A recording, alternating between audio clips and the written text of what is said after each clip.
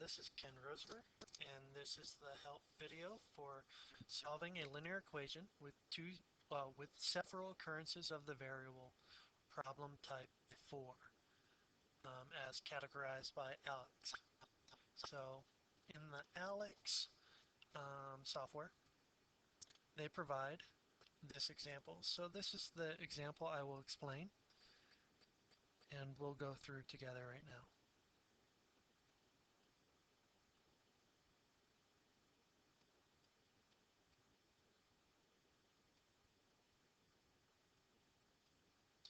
So the example says 2 times the quantity x minus 6 equals negative 2 times the quantity 8x minus 7 minus 8x. When I'm solving an equation, my goal is to isolate the variable. But before I can do that or simplify by combining like terms, I notice that there are two sets of grouping symbols in here. We have parentheses on the left and parentheses on the right. So before I do anything else, I'm going to have to use the distributive property to simplify those parentheses. So here we go. 2 times x is 2x. 2 times the negative 6 is negative 12. Minus 6 just drops down, equals. Then we have negative 2 times 8x, which is negative 16x. And then negative 2 times negative 7.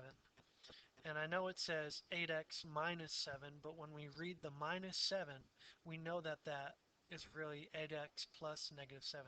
So we think of the minus as a negative, and we think of the distributing that's going on here as being between a negative 2 and a negative 7. Negative 2 times negative 7 will produce the positive 14 that we need.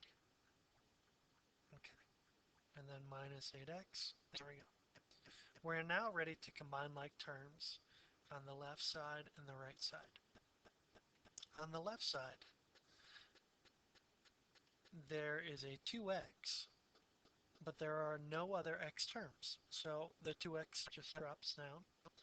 And then I have negative 12 minus 6. Now a lot of my students think of that as 12 minus 6, and they just go 12 minus 6 is 6, and then they write, well, minus 6. But we know that's not right, because the negative belongs to the 12, just as the negative in front of the 6 belongs to the 6, so we have to think of this as negative 12 minus 6 is negative 18.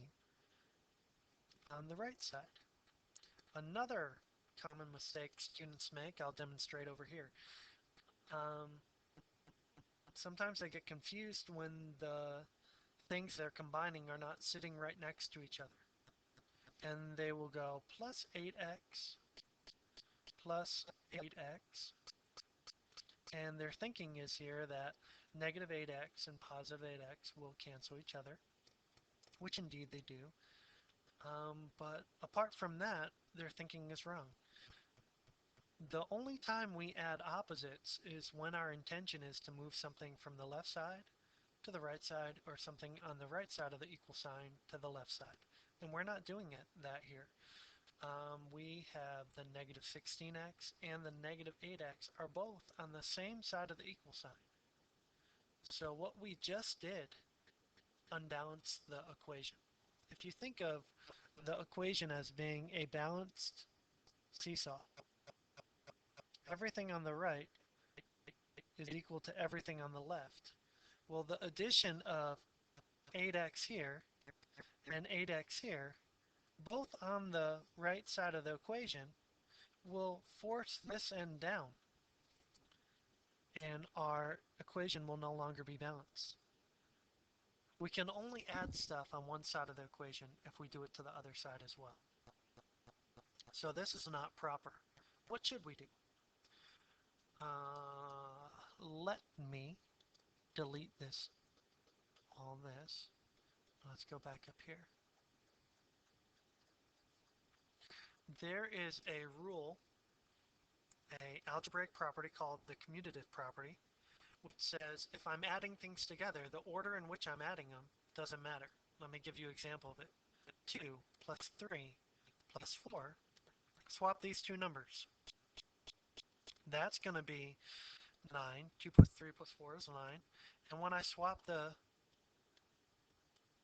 order, my result is, look at that, still 9. Okay, so as long as we're adding, the order doesn't matter. So we can, in a sense, we can ignore the 14 that's in the middle and just look at the negative 16x and the negative 8x. But wait, you say, we're not adding, we're subtracting.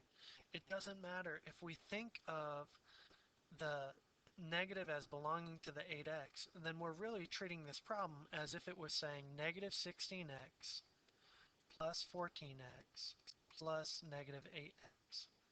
And so the order that we add those in doesn't matter. We can group then the negative 16x together with the negative 8x. We can swap the order around and we'll still get the same result. Negative 16x minus 8x is negative 24x. Or if you're still thinking of it with addition, negative 16x plus negative 8x is still negative 24x. So that was a lot. What I want you to think about though is only this. That the 14 in the middle doesn't matter. Ignore. Just think that there's a negative 16x over there, a negative 8x over there. Combine them and you will have a negative 24x.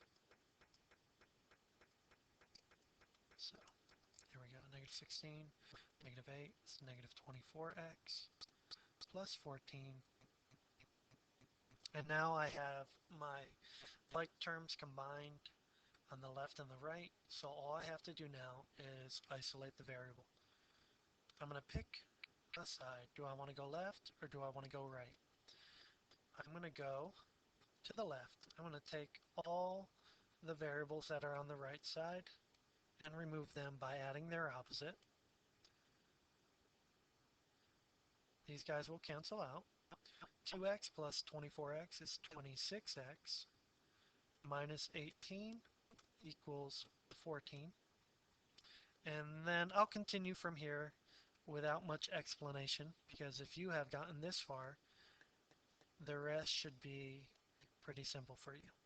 So the 18's cancel. 26x equals 32. Divide